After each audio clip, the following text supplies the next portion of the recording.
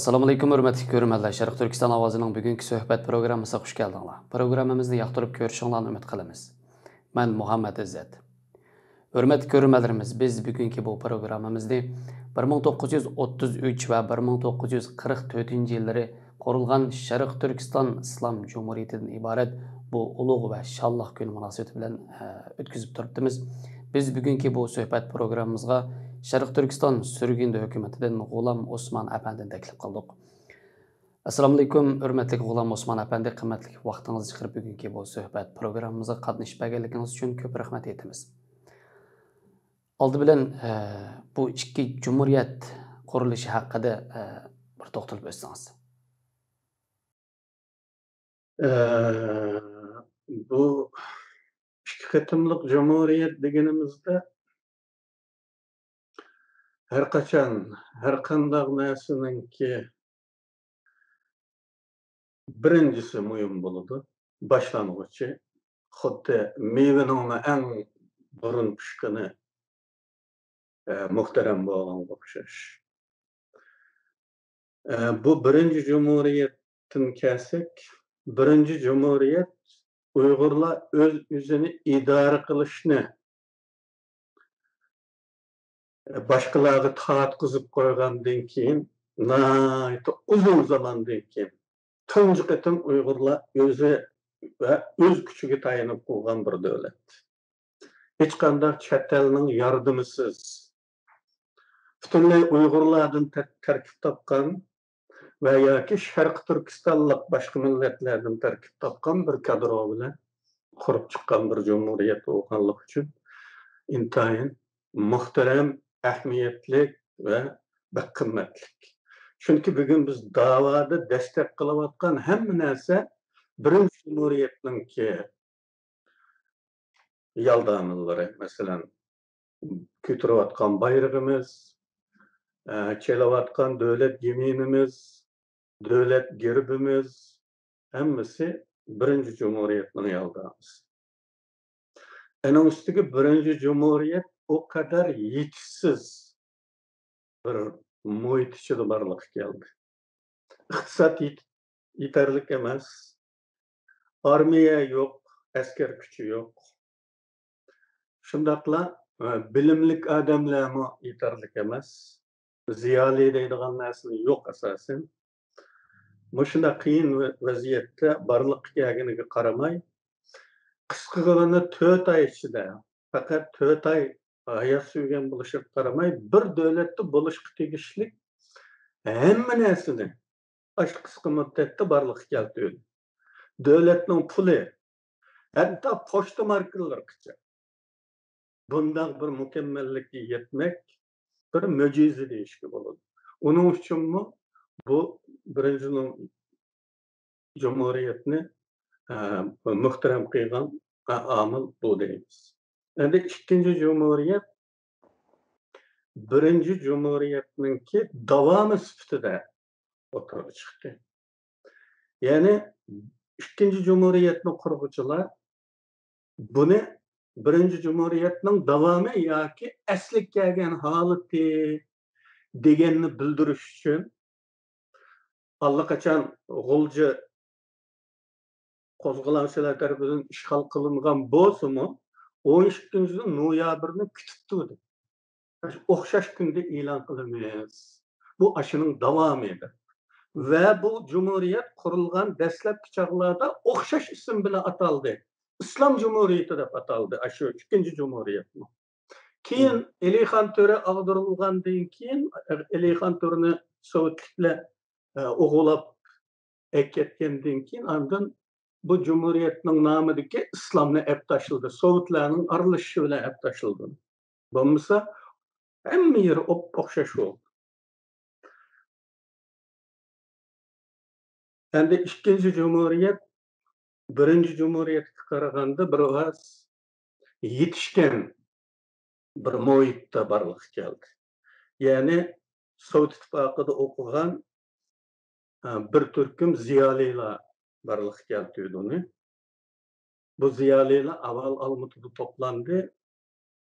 Sharq Turkistonni ozod qilish tashkiloti degan bir tashkilotga bütün ittifakның her yerde yaşap atkan Uygur ziyarlıları toplandı. Bu yerde hemen müzakeresi bitkendan keyin andın yerastı işini başladı. Bu şekilde oturup çıktı. Endi texmi enaqini aytganda o Sovet İttifakını ak terakki aldı meydanga kelgen Cumhuriyet. Bu Sovetni ak terakki üçün bizning 40 ming kishilik muntazam armiyamizning bo'lishiga qaramay bir pay o'q atmasdan, bir Xitoyning kommunist Xitoyning bo'ynini qanatmasdan 40 ming kishilik armiyasi bo'lgan bir Cumhuriyet jimjitla g'oyib bo'lib ketdi. Agar u öz kuchiga tayanib, ayda 40 ming kishilik armiyaga ega bo'lgan bo'lsa, hech bo'lmaganda urushda vayron bo'lib, anda munqarz bo'lgan bo'ladi. Va bu bir tarix bo'lib yoziladi va chet elliklarning nazaridami Xitoylar buni zo'rlik kuchi bilan besib olgan, mushunchalik vaqt urushgan bular deyiladi. Buning jiq ahamiyati bo'ladi. Nayta afsuski Sovet İttifakı bu Cumhuriyetni ana shunda jimjitla setib etdi Xitoylar. Köp rahmat yuqorida bu ikki Cumhuriyet to'g'risida nihoyat yaxshi tushunchalarni berdingiz. Biz qaraydigan bo'lsak, bu Cumhuriyet her ikki qatim qurilganda o'rtaq bir nomda, ya'ni Sharq Turkiston Islom Cumhuriyeti va Sharq Turkiston Cumhuriyetidan iborat. Ya'ni her ikkilisida Sharqiy Turkiston degan bu nomni qo'llanib qurilgan ekan. Ammo hozir qaraydigan bo'lsak, bizningki Uyg'ur jamiyatimizda Uyg'uriston safsatisini ko'tarib o'tirib olib chiqayotganlarmi bor. Biz mushu Sharq Turkiston degan mushu atalg'ini, mushu ismni ishlatishimizningki afzalligi nima? Nima afzalligi bor mushu haqda bir to'xtalib o'tsangiz. Men buning ahamiyati to'g'risida to'xtalishdan burun üç efendini bilizli ko'pchilik Mesut Sabiri Bayquzi, İsa Yusuf Aliptekin, Mehmet'in Buğra, Nanjang'da Gomindan parlamentida ishlagan üç efendi. Bu üç efendinin vatanimizga Xitoylar qo'ygan shu la'natlik ismni o'chirib o'tish uchun ko'rsatgan tirishchanliklaridan bir namuna xotirlatishni afzal ko'raman. Vatanimizga Xitoylar qo'ygan bu ism Xitoylar uchun bugungi kunda bir bosh og'riqi. Nima uchun bosh og'riqi? Ularning azaldan deb iddia qiladigan iddaosini yolg'onga chiqaradigan, uningda yeni degan bir so'z bor. Bu sebepten Xitoylar uchun o'zi uchun foydasiz bir ism bu. Bunu destek kılıp üç efendi Gomindan parlamentoga talep sundu. Bu isim üzerine için mu faydasız olardı. Bunundaki şin, yani yeni degan bu söz, bunu yeniden koşup alganlıkını, besip alganlıkını aşkarlap koyardı. Onun için bunu demesek. Sharq Turkiston deyishga unimisanmi, uning ma'qul, hech bo'lmaganda Chin Turkiston deyli. Xitoyga tava Turkiston degan gap bo'ladi. Buning bir zarari yo'q deb taklif sunildi. Taklif muzokara qilindi. Ba'zi Xitoylar to'g'ri topadi buni. Rost degandek shu shin bir balo bu boshqa. Her zaman mana üzden davet sanki bu yeni davet sanki deb xat qiladi bizda. Qo'shilishni taklif qiladi. Ama zo'r ko'pchilik qarshi turdi bunga. Qarshi turganlarning rejisi nima ekan desa, bu zaminni istilo qilish uchun bizning ajdodlarimiz qon va to'kdi, jon verdi. Şehitlerimizning haqqi hurmati uchun uni qo'ygan ismni o'zgartirishga bo'lmaydi deb ismni tushuntirishni qaror qildi. Biz bunundan nimeni, qanday ders alamiz bunundan, qanday sabaq alamiz bunundan? Eng aqalli bir gap-da bu. O zamanni istilo qilayotgan Xitoylar, Zozintangning jallod askarlari tarafidan qo'yilgan ism bu. İstilodan keyin ular aşı şehitlarga, atalmış şehitlarga hürmet qilyotdi, ularning haqqi hurmatiga. O jon bergan, qon berganlar bu ismni qo'yapti. Biz buni o'zgartirishga haqqimiz yo'q deb deyapti. Bizning şehitlarimizning haqqi hurmati yo'qmi? Bu ismni qo'ygan bizning şehitlarimizning haqqi hurmati yo'qmi? Bir insof bilan o'ylagan vaqtimizda, aqalli bir insof bilan, insonlik bilan o'ylagan vaqtimizda biz nima qildik-da bu davlatga ism qo'yadigan salohiyat qozondik? Chet elda o'ltirib olib, bexatar yerda namoyish qilib yoki vat qilib sosyal medyada nima salohiyatimiz var bizning davlatga ism qo'yadigan?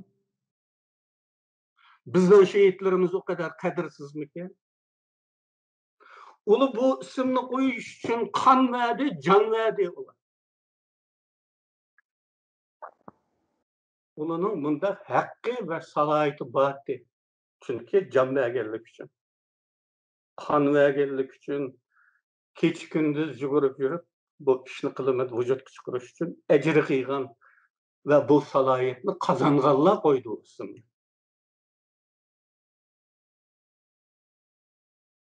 Mening bu birinchi turdagi javobim. Eng aqalli insonlik nuqtasidan biz şehitlerimizning haqqi hurmatiga ular qo'ygan ismni o'zgartmaylik deyman. Bizmi qachoniki bizmi salohiyat qozonsak, deylikki shu mamlakatning bir 5 mo sosliqini, hech kim unmaydigan bir sosliqni 5 mo yani ozod qilib, shu zaminga dastlab turib, andin bir davlatni jakalaydi. Uni nima deb jakalasak, biz salohiyat qozonganligimiz uchun haq bo'ladi. Bugun bizning salohiyatimiz yo'q. Bu mening qarashim. İkincisi, bir davlatning ismi qanday qo'yiladi? Bu masala var. Endi har xil bu ism qo'yadigan qarindoshlarimiz, agar u qarindoshimiz durust adamlar deb qaragan vaqtimizda. Hamma davlatning ismi millatning ismi bilan ataladi deganni bahona qildi. Hatto butun suri kitob yozib buni isbot qilib chiqqanlar bor. U butun suri kitob emas, 1000 tomliq kitob yozsin, qat'iy nazar. Mening rejam oddiy, yuqorida deb o'tgan eng oddiy reja. Lekin biz davlat millatning ismi bilan ataladi masalasiga kelsak, dunyoda unda atalmagan barcha davlat bor. Hatto Afrikada shunday ismlar borki, Yevropalik istilochilar bu quruqlikqa chiqqan vaqtida Afrika quruqligida til uqishmaganligi uchun biya qaya deb so'rasa, uni boshqa bir jumlada kalladis alçaq deyish natijasida shu chaqda deyilgan tunji so'zni davlatga mushaning ismi bo'lsin deb qo'yilib qolgan o kadar g'alati ismlar. Qarindoshlar. Masalan, men yashayotgan Kanada xos millatning ismi, o hech bir millatning ismi emas. Bu mushu Kanadaning asli yerliklari bo'lgan Hindiyanlarning ma'lum qabilasini yoki ma'lum Hindiyan millatining. Hindiyanlar bek ko'p millat, tillari o'xshamaydi. Burun biz hammamiz bekada o'ylaydik. Ma'lum birisining tilida Kanata degan so'zdan kelib chiqqan. Kanata yiza degan gap. Yiza. Bu yiza ma bu? Dünyada sanayeti terakki kılgan 8 çoğun devletinin birisi. Ama yiza dep atılıp atılır. Onun birinin bulup ketmeydi o kadındaşlar. Tödöttağa hesap emas, zellağa hesap degan gap bar konulda. O at hesap emas. Zella. O devlet nime dep atalsın Uygur'un devleti o. Biz ziyan tartandık onun. Bu yeni bir cevabı. Tekimi korkunçluk bir tarafı var bu isim tegiştirişin. Sabık Yugoslavya'ni köpçülük biladi. Yugoslavya degan İslamiyan tilida Janubiy Slaviya degan gap. Yug degan janub. Yugoslavya degan vaqtda bu shimoldagi Slaviyaga qarama-qarshi holda janubdagi Slaviyalar degan gap, shimoldagisi Rossiya. Rossiya bilan tili o'xshashib ketadi. Xuddi mana bizning turkiy tillarga o'xshash Slaviyalarning tili bir-biriga o'xshashib ketadigan millatlar. Tercüman ketmey sözleşidigan. Bu Qalpaqning tegidagi vaqtida bu bir davlat bo'lib mavjud turdi. Birinchi dunyo urushidan keyin vujudga kelgan davlat bu. Ikkinchi dunyo urushidan keyin kommunist bo'ldilar. Kommunistlarni o majburiy tutibdi deb qarashimiz mumkin. Ama kommunist bo'lishning oldidami mavjuddi bu davlat. Yugoslaviya degan ismdir. Bu isim hamma Slaviyalarni bildirganligi uchun hech qaysining gapi yo'q edi. Komünist ag'darilgandan keyin kommunist tizim bu davlatdagi asosli millat bo'lgan serblar Serbiya deganni ko'tarib chiqdi. Bu davlat agar Serbiya deb atalsa boshqa serbni, boshqa Slaviyalarni temsil qilmaydi degan. Shuning bilan bu davlatning parchalanishiga yo'l ochildi. Biz serb emas, nimaga Serbiya bo'lamiz? Xorvatlar chiqdi, Slovenlar chiqdi, bir yandan Krodiyaliklar chiqdi, Qartag'liqlar chiqdi bir yandan. Hammasining umumiy nomi Slaviya asli. Xuddi biz hammaylarni Türk desek bo'lgan o'xshash, ularning o'rtaq nomi o'tdi.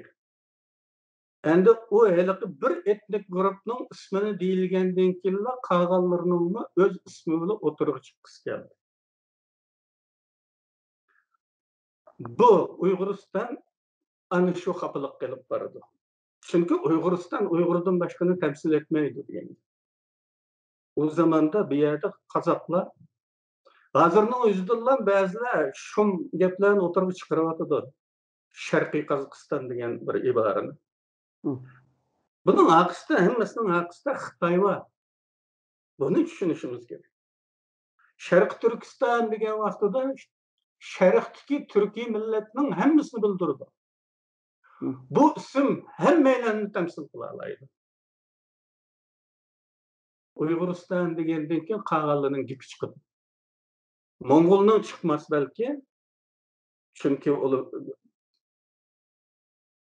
Mongoliya degan davlat bor yerda va u zaten bizga musofir hisobida va boshqa bek soni az millatlar bu bayroqni ko'tarib chiqarmasligi mumkin. Ammo qozoq, qirg'iz,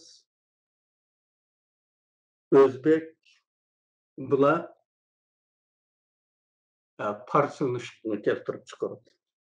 Shuning uchun bu shumliqni eng avval qafasdan chiqarganlar Xitoylar.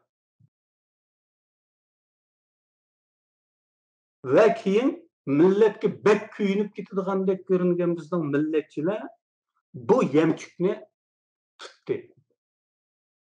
Xitoyning yamchuki bu.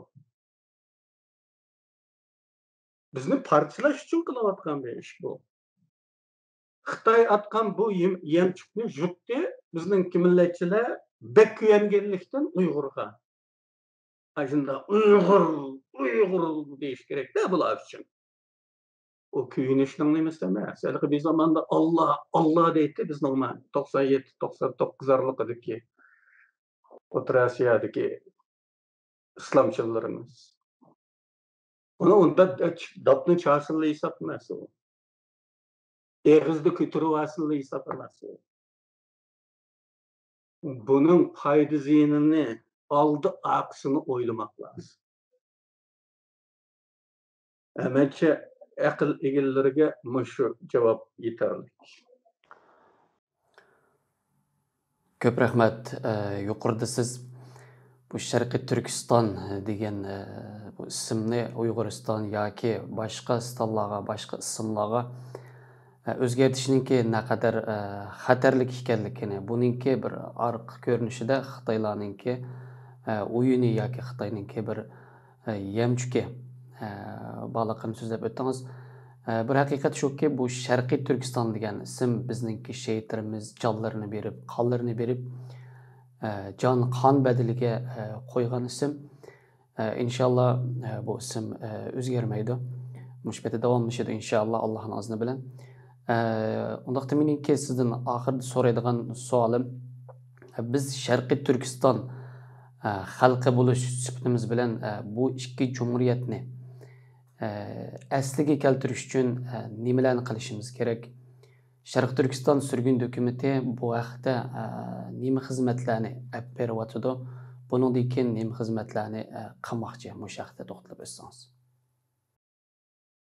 Şarkı Türkistan halkı elbette bu müstakillik yolunda özünün kuludan kilediğen hareketini kılış gerek. Bulup mu yaşla özünü yetiştiriş gerek. Hazır biz bek yetişip ketkende görünüyatımız doğru. Bu torlardan karısak o kadar ziyalilarının topuru varken, akademiye kurduğun karamet ziyalilerimiz varken de nime üçin de bularning köpleri ziyalilarning avtonomiyachilikka mayil ekan. Xitoydan ayrılmay turib masala qilish tarafdorlari ekan. Mushunda tufaylidan bu da'voninki to'g'ri yo'nalishida emas ekan. Texmi ko'p ziyolilarimiz o'zining raitiga petib yashaydi ekan. Bu da'vo bilan go'yo ularning aloqasi yo'q ekan. Endi men bu haqda bek eg'ir gaplarni qilgan o'yga. Bir eshakmi o'zininki vatanini biladi. Otlavatqa yeridan yoki sug'og'ini chiqqan ko'l bo'yidan haydab etsangiz, o'zi ketib, qo'tinini topalaydi. O qo'tan eshak uchun vatan. Bir eshak o'zining vatanini biladigan yerda bizning bu atalmish ziyolilarning bek ko'pi bu siyosiy da'voga faqat aloqasiz yashaydi. Bir sababli bilan uchrab qolsa bir yerlardan yoki bir tanishdi bo'lsa, voy paloni devletning Pokovnik universitetida manda Uyg'ur doktori o'qituvchilik qiladi oliy maktabda. Desa, o deb qolamiz. Ama o adamning ismi o'tirdi yo'q normalda. O'zining millatining o'lish tirilishi bilan kari bo'lmagan bu insonlarni eshak desak, eshakka uvol bo'ladi. Eshak o kadar mo'min, o kadar yavaş. Dehqonlarning do'sti hisoblanadigan, yordamchisi hisoblanadigan bir hayvon o. Shuning uvol bo'ladi hatto. Endi bu ziyolilarning havoli u. Şuna növbette bizning sapa meselemiz intayin követ. Bu sapani toluqlamay turib, biz bu yo'g'on gaplarni qilsak, haqiqatanmi kichik bola o'tib o'ynagandek ish bo'ladi. Agar bir davlat odami, ma'lum bir davlatning beshi bizdan bir odamni chaqirib so'zlashadigan bo'lib qolsa, aş seviye bilan qanday so'zlashadi uni ko'ziga ilanda uni. Bu bek sinchi bo'ladi bular. Bek sinchi bo'ladi. Bular şu qadimki Yunandan tortib yana bir yoqcha nurg'un bir xil tamsillar, bir xil latifalar andaq bir nimani aralashtirib gap qiladigan gap nihoyatda sirliq. Uning bir jumla so'zning aqishda tutun surib bir hikoya yotadi. Agar siz o hikoyani o'qimagan bo'lsangiz, o jumlani tushunmaysiz degan gap. Bu kadar hamkarlı adamlar bilan bu ish bo'lmaydi. Onun uchun men yoshlarga tavsiya qilamanki, o'qimoq lozim. U bu Facebook'ta ya WhatsApp'ta o'tirib olib qilgan bu vatanparvarlik va bu yerdagi bilimdonlik aqmaydi bu. Bir tepishga yaramaydi u. Men o ishni beshimdan o'tkazganligim uchun da'vatini. Yo'tam urib topmayapman. Onun uchun Sharq Turkiston xalqi agar haqiqatan vataniga, millatiga kuyinadigan bo'lsa, tirishib o'rganmak lozim. Men 40 yoshimda chiqqan chet elga. Mening asosliq bilimimni chet elda oldim deyishga bo'ladi, chunki vatandagi chog'imda biz shu kommunistlarning ruxsati bilan nashr qilingan kitobdan boshqa kitobni ko'rmagandikan, biz nima gunohlaymiz ularni? Onun üstüge mening bu maktab asosimni bektugan. 3-sınıftaki vaqtda madaniyat inqilobi boshlandi. Shu vaqt o'ylab ko'chada yurdik. Hisobda onun sınıfını tugatgan ataldik. Ama ders yo'q. O holda qoladigan bo'lsak, biz dehqonmi bo'lanmag'idek darajada. Asosliq shu 40 yoshdan keyin o'qidim men. O'qidim, kitob o'qidim. Endi ba'zi o'zini qirib ketgan hisoblamaslik lazım. Endi o o'qish degan shu 20 yosh atrofida tamomlanadigan ening yog'i o'qitadigan ish deb o'ylab qolmaslik lozim. Eng oxirgi nafasgacha o'rganmak lozim inson bolasi. Chunki Qur'onda aql ishlatishga ishora qilingan oyatlarning soni bek ko'p. Bizga bu ne'matni bergan Allah buni ta'kidlayapti. Chunki buni hech maxluqqa bermadi ya aql degan. Bizga berdi inson bolasi. Onun uchun ta'kidlaydiki aqlni ishlatishni. Anda bo'lgandikan biz nafsimiz to'xtagancha o'rganish bilan mukallafmiz.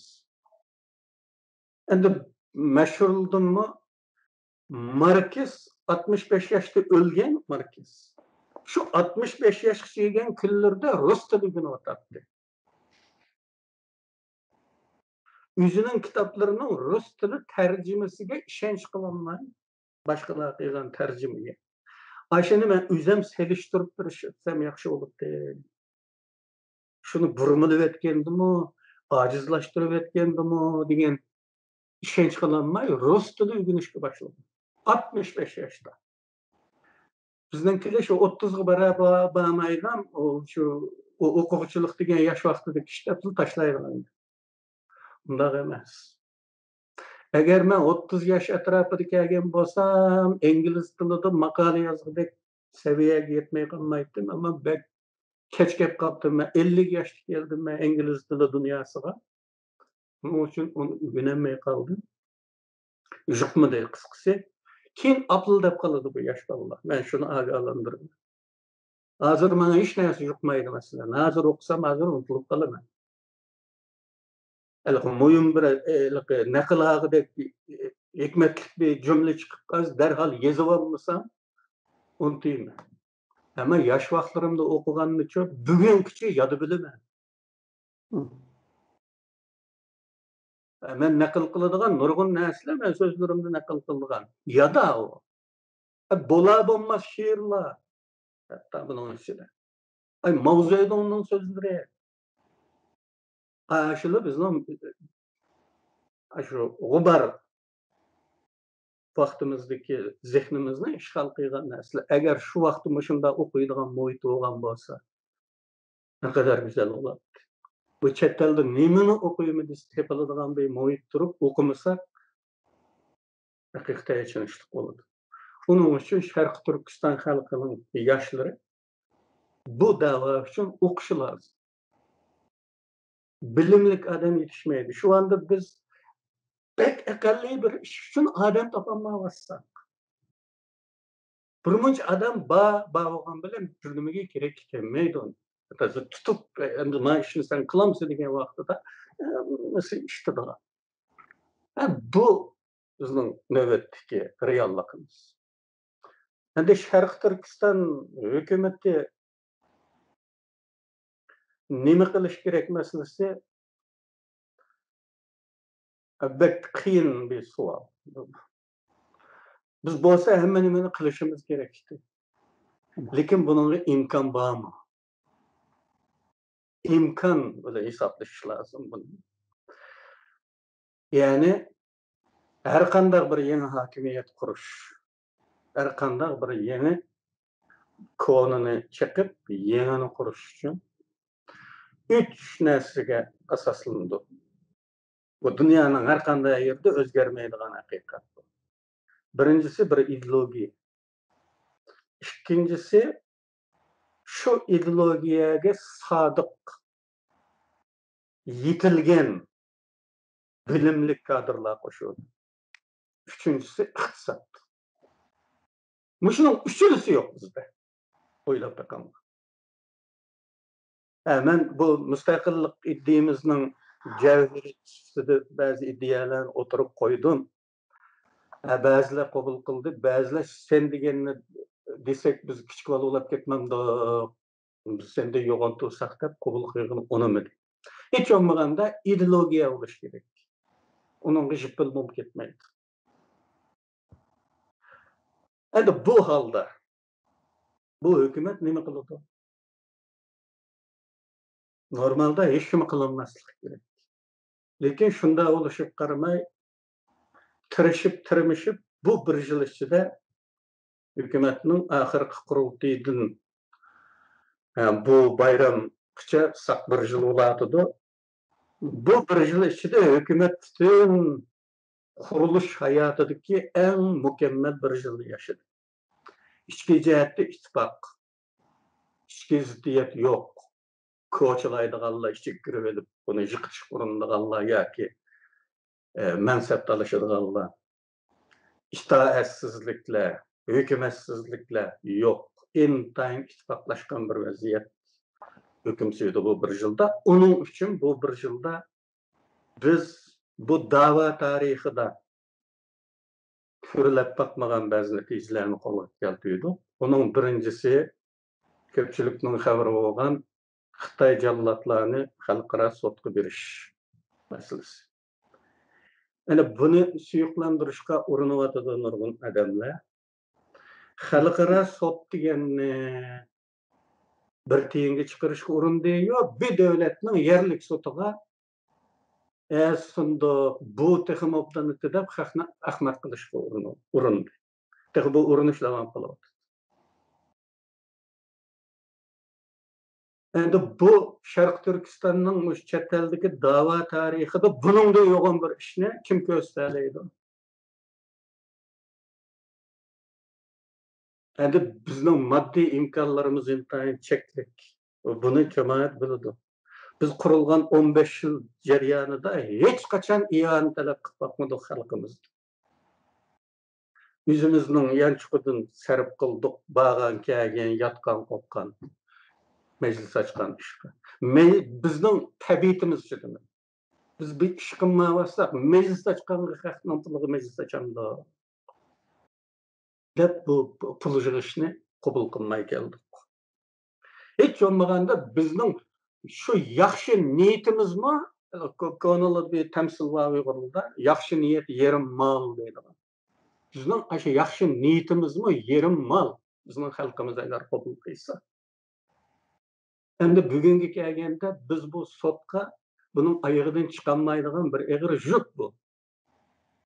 Boshqa o'xshash tipdagi arz uchun ketgan sot advokat haqqining 700 ming yevro olganligini ko'pchilik bilalaydi.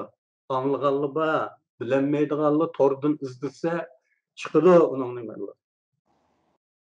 Endi biz arz qilayotgan dushman u Myanmarning Birmaning hukumatiga o'xshash undaq bir kapari kipek o'tirdi eti yo'q bir aciz davlatning hukumati emas. Dunyoning nochisining birisi bo'lgan Xitoyning hukumati. Bunda olgandaki bununla belki tekimi köp çıkım gelişi mümkün. Şu halda mı? Bu iş royap çıkıp bir ızgıt bir çığırdı kirmegeçe biz hakkı pul desek keyin bu iş akmay kalsa osal olumuz dep avazımızı çıkardık. Ve deslapkı 40 bin dollarını yüzümüzü hal kıldık. Advokatlığını kabul kıldığın kadar. Bu iş yolga koyulup bu ilan kılıngandan keyin endi o advokatlığımı keyinigi sayanalmaydigan vaziyet kelgenden keyin andan biz halkka bunu aşkarlap yardam kılanglar dedik. Endi bunun bu pul ketip kalandigan dep yıllardır halktan pul yığıp yeyatgan qarakçılının içige ot ketdi. Şunun bilen bunu suyuklandırışga tirişip türlü kuşak düşek ilan toplaş hareketleri bilen halkның zihnini taqitip bu iş aşağı toktap kaldı hazır. Endi bundan keyin nima qilamiz? Bu egir bir xapalık bu. Üzünün işığı, üzünün kolu toğunsa tomuzda bu milletnin. Hükümet nima qiladi buni? Hazırqıcha bizga ya chet elliklar iqtisodiy yordam berayotgan yo'q. Agar chet elliklar yordam bersa, ma Uyg'urdek unda 5 dollar, 10 dollar vermey jiqrab beradi. O halda bu iş bitdi. Endi hazırqıcha yordam beradigan yo'q. Ammo yaxshi bo'lgan yeri bizga ishlar echilyotdi. Kun siri. Uni ko'ryapsizlar. Salini chaqiryotdi. Har xil chet el matbuotlar chaqiryotdi. Ba'zi guruhlar, tashkilotlar chaqiryotdi. Sürgünde hükümetinin baş ministeri sifatida chaqiryotdi. Demek chet elliklar bu hükümetni tunuyotidu. Hindiston matbuotlari mening maqolalarimni besyapti. 5. maqolani bastı. Eğer tercümeni ülgüte alsam her günü basıdım. Bunda bir vaziyet geldi. Endi biz aşı çektik imkanlı bilen muşunçilik kılımız bu işte. Çünkü biz armiya kuramayız.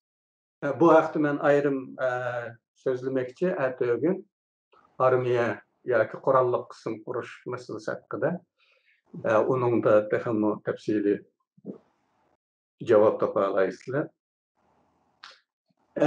Şuna bir nemenin hesabını aladigan bo'lsak, imkoniyatlar ve tashqi shartlarni o'ylamay bo'lmaydi. Qanchalik imkoniyati bor buning, shu imkoniyatni to'liq joriy qildimi yoki qilmadimi? Hozir bizning qilayotganimiz imkoniyatlarni oshgan bir ish. Gerçi xalqning ko'ziga ko'rinmay olsin. Endi bundan keyingi ish samimiy turda bizning adaqqa g'oyamizga eng sezgir nuqtalarimizga yoki qizil siziqimizga chekilmagan holda yordam berishni xohlaydigan davlatlarni, do'stlarni tepish masalasi. Tabii ki biz yıllardır pul elayotganlarga o'xshash mustaqillikdan voz kechsam pul beraman desa biz uni olmaymiz. To'g'risi. Besib elingan zaman demeysen, qo'shib elingan deysen desa ma'qul demaymiz. Onun için ben deyman ki bu yordamlar shartsiz bo'lmaydi, uni bilamiz. Haq bizning yeznimiz emas, bakadan baka yordam qilib. Onun muqarrar shartlari bo'ladi. Lekin bu shartlar bizning aşı jonijon manfaatimizga, sezgir nuqtalarimizga yoki hozir ko'pchilikka tunishulab ketgan atalgı boyunca qizil siziqimizni tegsa, o yordamni qabul qilmaymiz. Çünkü bizde maaşlık inqilobchilar yo'q. Ve bu mangu bo'lmaydi. Agar men bir kun bu yerda bo'lsam, maaşlık inqilabçılarning bo'lishiga ruxsat qilmayman. Sharq Turkistonlikning burchi bu, vazifasi bu, qarzi bu. Uning uchun u maash olmay qilish kerak bu ishni. Mayli u tamoq to'shib jenni vaqamdi yoki boshqa ish qilib jenni vaqamdi nima ish qilsa jenni o'zi beqib va ishini bu da'voda bu xizmatni qilish majburiyati bor deb qarayman. Shuningga chidagan odam qiladi. Onun uchun maash agar kelgusida bir davlatni bizga millionlab yog'dirib etgan chaqdim bo'lmaydi. Bir Sharq Turkistonlik maash olmaydi. Mening prinsipim bu. Men bu sapdan pensiyaga chiqqan vaqti qanday bo'lsa, onu bilmayman. Men mavjud ekanman bo'lmaydi. Biz onda pulimiz bo'lsa, maaşını boshqalarga beramiz. Mutaxassislarni taklif qilamiz. Harbiy olimlar, mashhur davlat odamlari pensiyaga chiqqan, davlatni so'rab baqqan, tajribasi bo'lgan siyosiylarni taklif qilib ishlatsak texim foydali bo'ladi. Unda pulimiz olsa. O pulni o'zimiz maash qilib, yilda bir qatam dengiz bo'yiga sayohatga berib yursak, u inqilobchilik emas. Bu bizning hozirgi ahvolimiz. Ama dikkat qilishga tegishli nuqta, hukumatni obro'sizlantirish uchun tirishayotgan Xitoylar bu harakatini bir minutni to'xtatib qo'ymayapti. Boshqa tashkilotlar bilan haqlashayotgan bir ishni ko'rmadim men hozirgacha. Bu 20 yildan bo'lib bakmagandi, bunda suyuqlandirdigan. Ama hukumat bilan haqlashadi. Qayta qurib chiqish kerak deydiganlar bor. Qayta tashkillash kerak deydiganlar bor. Yana bir nima deydi? Ya bu qayta qurib chiqadigan cho'g'ilib ketgani yo'q. Bu eng ittifoqlashgan bir vaziyatda. Uni qayta qurib chiqishning hech zaruriyati yo'q. Quruqliq bu. Agar niyatiniz boshqa bo'lmagan taqdirda. Yani bunu çangalga kirgizib edip, bununki muddasını o'zgartirib yetishda qara niyatiniz bo'lmagan taqdirda hukumatning atrofiga uyushsangiz bo'ladi. Uning ideologiyasini meningizsangiz bo'ladi. Uning tutgan yo'lini mening yo'lam deb bilsangiz bo'ladi. Uning agar vazifa bersa qiysangiz bo'ladi. Agar bir Sharq Turkistonlik bo'lsangiz, kechgacha uning bilan etishib, uni qayta qilish kerak. Uni qayta qonda qilish kerak emas. Hazır bunu hata mı bu? Hatayı kıskaraya ideologisi hata mı? Tutkan yolu hata mı? Kılmakçı olan iş hata mı? Eğer hata emas olsa fakat kollaşınız gerek, onun etrafına uyuşuşunuz gerek. Birleşken degen mana şu. Çünkü bir devletlik fuqaranın hemmisi hükümet azası olmaydı. Hükümet azası hemen belgilik bir küçükkene grupdan ibaret. Bir devletke nisbeten aytganda qolgan fuqarolar o'sha hukumatning atrofiga uyushib ishini qiladi degan. Qanday ekan kechgacha buni bilan bilishmay, o'zingizning qiladigan ishingizni teping va topolmagan bo'lsangiz ish so'rang. Men nima ish qilay deb. Bizga kerak qo'ldan ish keladigan kasb ahlilari kerak, tercümanlar gerek, mesela her xil tilda. Kompüter mutaxassislari kerak. Ama o yok. Onu biz topolmaymiz. Faqatla haqilishdi qayta qurib chiqadigan kishi bo'ladi. O'zgartib uğraştıradigan kishi bo'ladi. Nima kerak bu? Düşmanlik bu. Agar niyating durust bo'ladigan bo'lsa, nimaga kerak bu? Sabab nima bak? Bunun hatayı qayerda hozir? Ya biz bayroqni almashtiribdikmi?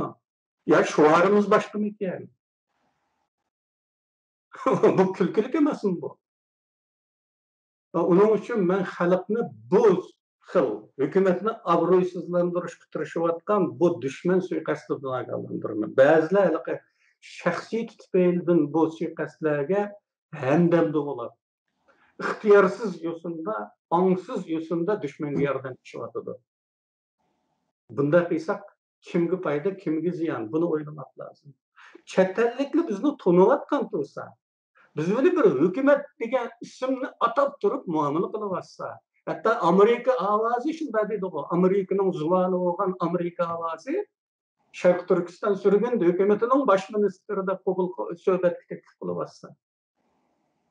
O'zimizning ishini bu qadar buzsak, 4 mu bu, 5 mu bu? Qana bu qag'allari? Qag'allarning bir ishi bormi o'tirdi? Ko'rsat bir dalilni. Erkak bo'lsa. Onu zo'riqib, uni boqilib. Bu dushmanning ishi bu. Bunga ansiz ergishayotganlar diqqat qiling. Biz cho'qim bu ishni oxiriga chiqaramiz. İnşallah. Rahmat, yuqoridan aytdi qimmatlik yaxshi taklif, fikrlar va tavsiyalarda bulundingiz. Qimmatli vaqtingizni chiqarib bugungi bu suhbat programmamizga qatnashib berganligingiz uchun yana bir qatam rahmatimizni bildiramiz.